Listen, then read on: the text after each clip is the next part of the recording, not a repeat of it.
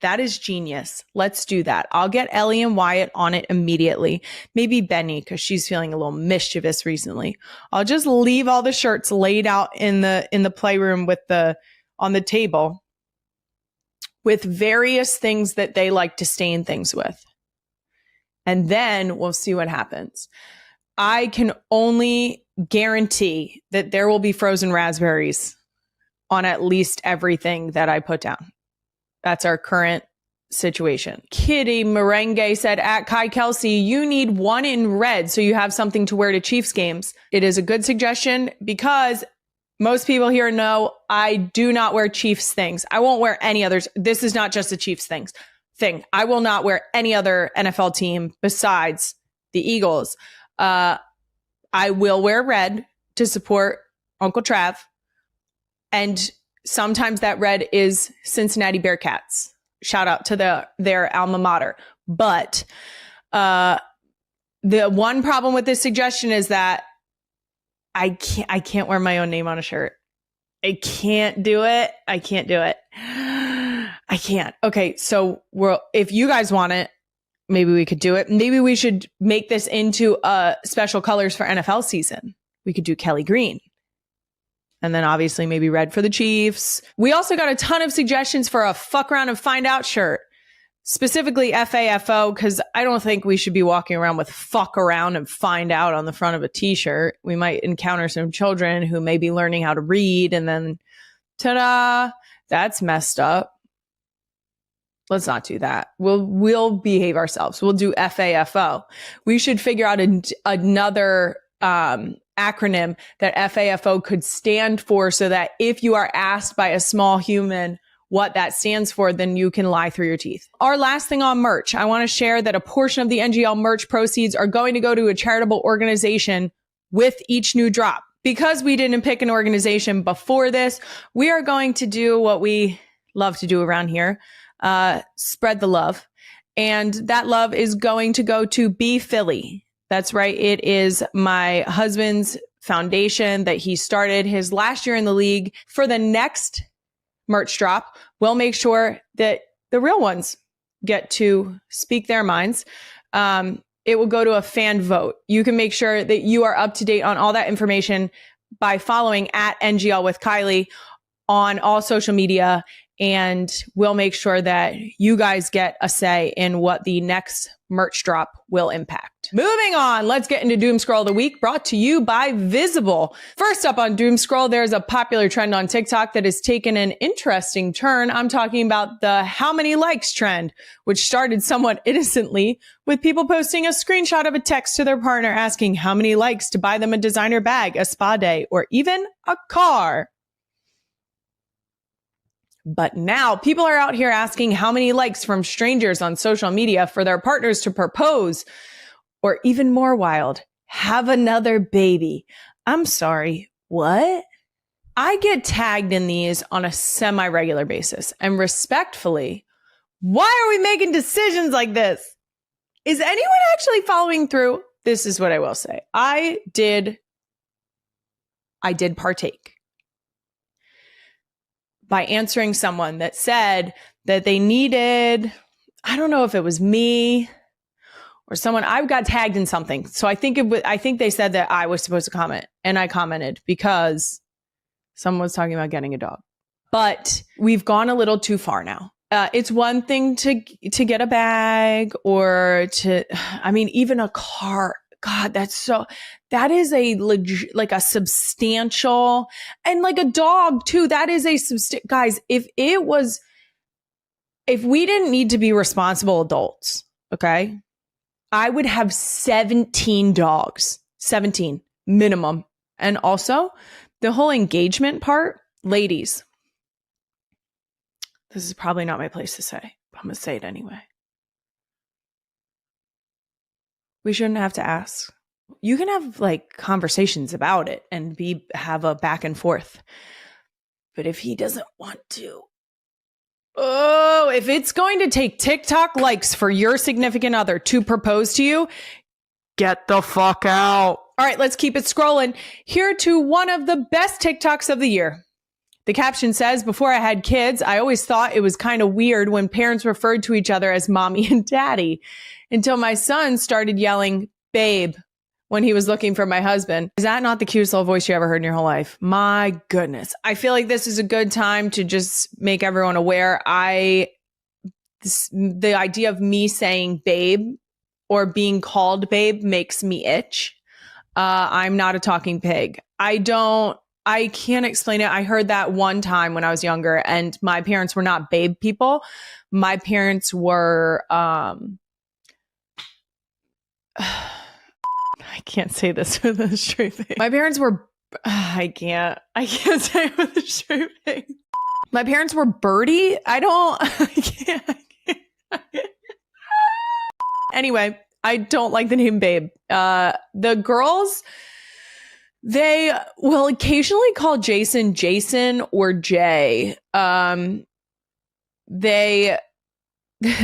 has also called Jason big guy.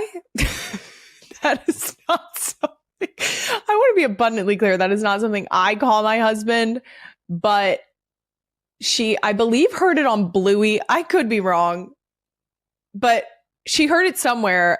I think it was Bluey, and occasionally will call Jason big guy. So she'll be like, come on, big guy. Time to get up, big guy. Let's go in the other room, big guy. Like, and says it like it's completely normal, which is ridiculous. I will refer to my husband as dad. And I do that on a probably too frequent basis, which is probably why we end up in a back and forth with our kids where they don't really venture out into things other than our names and then mom and dad. But I will regularly say like, hey, dad. And Jason will return it and be like, yeah, mom. So it's only in front of our kids. It just happens because that's what our kids are calling us. I don't know.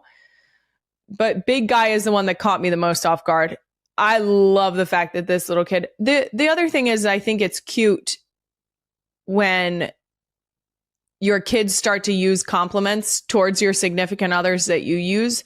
So like our girls will tell Jason all the time, like, oh, you look so handsome. And I'm like, I'm glad I say that enough in front of you that it's coming out like that. So it is very sweet when you start to, because they're little parrots. Everybody knows that. It's very sweet when they parrot sweet things, because then you know that you're speaking kindly and appropriately in front of them, that those are the things that they're soaking in and they want to share with the people around them. So good job to mom for calling her husband babe and for her little son being one of the cutest little babe I've ever heard.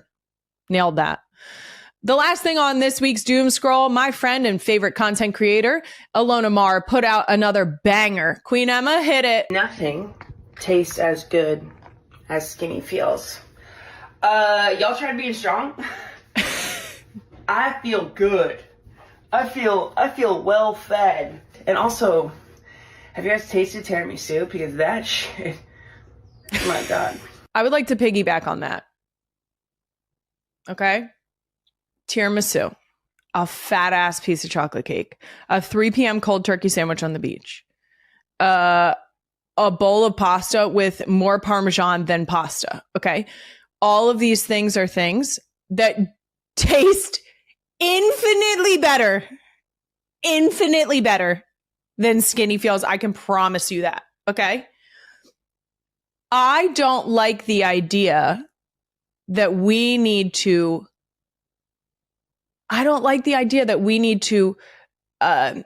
sacrifice having delicious things to be skinny. Coming from someone who is not meant, I am not destined to be tiny queen. Okay. I'm not destined to be that. Some people are built that way. It's not me. The call is not coming from inside of this house. Okay. In college, I kid you not, there were times where I was just like, Yeah, I'm gonna have to go to Wegmans and get my personal chocolate cake. I used to go to Wegmans and get one of the it's probably like this. I say little.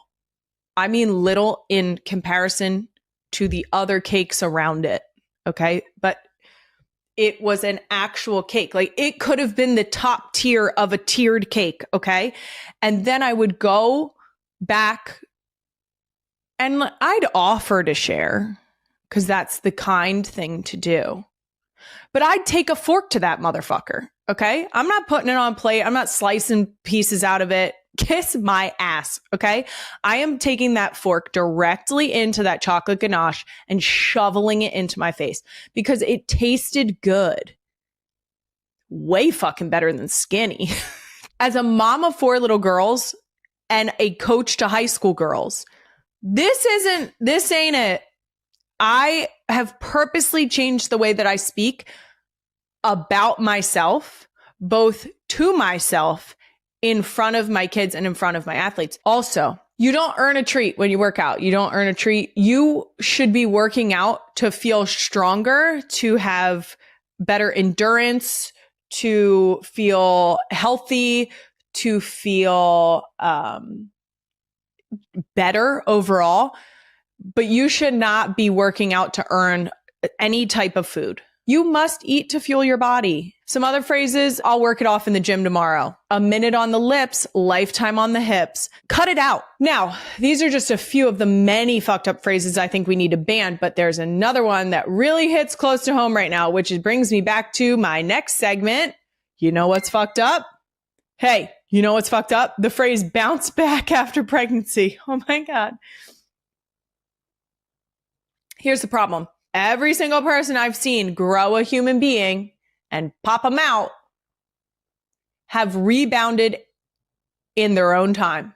And for all of the people who are in the comments saying things like, you look fantastic after having Finn, or you look amazing after having your 4th. First of all, I know that you mean that nicely, but at the end of the day, if I looked like this and I hadn't just had my 4th child, would you say I look tired? Because yes, I'm very tired.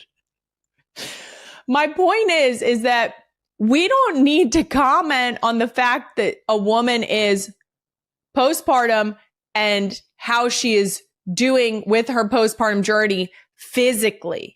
And I think we should be more concerned about the overall well-being of women postpartum. I don't think that we need to bounce back. Ugh. And also, there are some things that we as women who have just grown humans cannot bounce back. I can't bounce back my stretch marks. They're with me forever. If you're a Swiftie or just love some juicy celebrity gossip, buckle up because today's video is all about the bombshell revelation that's got the internet buzzing. Taylor Swift has finally spilled the beans on her wedding date, and she did it on the Not Gonna Lie podcast. That's right, the Queen of Pop herself opened up about her big day with Travis Kelce. If you haven't heard about this yet, stick around because I'm breaking it all down for you. Hit that like button if you're excited, and subscribe for more celeb updates. Let's dive in. First off, let's rewind a bit for some context. Taylor Swift and Travis Kelce have been the ultimate power couple since they went public back in 2023. From cheering at Chiefs games to red carpet appearances, their romance has been straight out of a fairy tale. Travis, the NFL superstar tight end for the Kansas City Chiefs, proposed to Taylor in a super romantic way. Sources say it happened on a private getaway, with Travis getting down on one knee under the stars. They announced their engagement on Instagram in August 2025, with a cute joint post that said, "Your English teacher and your gym teacher are getting married." Fans lost their minds over that one. But the real tea, everyone's been dying to know when the wedding bells would ring. Now. Fast forward to the Not Gonna Lie podcast. Hosted by Kylie Kelce, that's Jason Kelce's wife and Travis's sister-in-law, this show is all about raw, honest chats with celebs and everyday folks. Taylor made a surprise guest appearance on a recent episode, and boy, did she deliver. During the conversation, Kylie casually asked about future plans, and Taylor couldn't hold back. She revealed that she and Travis have set their wedding date for June 13th, 2026. June 13th. And get this, it's no random pick. 13 is Taylor's lucky number. You guys, she's been obsessed with it since she was born on December 13th, 1989. Her albums, her tours, even her Easter eggs, 13 pops up everywhere. Fans are calling it the ultimate Swiftie nod. Symbolic much? Absolutely. But wait, there's more. Taylor didn't stop at the date. She dished on the venue too. The ceremony is reportedly happening at Ocean House in Watch Hill, Rhode Island. If you're not familiar, Watch Hill is this charming coastal town where Taylor owns a massive mansion, the one from her The Last Great American Dynasty song. It's got stunning ocean views, historic vibes, and enough space for a star-studded guest list. Imagine the photos. Taylor in a custom gown, Travis in a sharp suit, waves crashing in the background. Dreamy, right? Kylie even joked on the podcast about being the flower girl or something. But Taylor laughed it off and said the whole Kelce family is involved. Jason might even be the best man, though he played coy about details on his own. New Heights podcast. The internet exploded after this episode dropped. Twitter, X, is flooded with reactions. One fan tweeted, "Taylor choosing June 13th is peak Taylor energy. Can't wait for the wedding album drop." Another said, "Travis and Taylor tying the knot. This is the rom-com we all needed." But of course, there are skeptics too. Some outlets reported it as a leak from Kylie earlier, but Taylor confirmed it herself on the pod. No more rumors, it's official. Media buzz is insane, with Page 6 and Brides magazine breaking down the numerology behind the date. Apparently, June 13th, 2026, falls on a Saturday, perfect for a weekend celebration. And with Taylor's Eras tour wrapping up soon, the timing couldn't be better. Now, let's talk about what this means for Taylor's career. She's at the top of her game. Billions in tour revenue, Grammys galore, and now planning a wedding. Girl is unstoppable. Travis is retiring from the NFL soon, so they'll have more time together. Fans are speculating about honeymoon spots, maybe Europe or a private island. And the guest list? Expect A-listers like Selena Gomez, Blake Lively, and maybe even some Chiefs teammates. Oh, and don't forget the music. Taylor might perform a new song at the reception. All right, wrapping this up, Taylor Swift revealing her wedding date on the Not Gonna Lie. Podcast is the feel-good story we all needed. June 13th, 2026. Mark your calendars, even if you're not invited. What do you think? Is this the wedding of the century? Drop your thoughts in the comments below. If you enjoyed this, give it a thumbs up, share with your fellow Swifties, and hit subscribe for more exclusive scoops. Turn on notifications so you never miss an update. Thanks for watching, and I'll see you in the next video.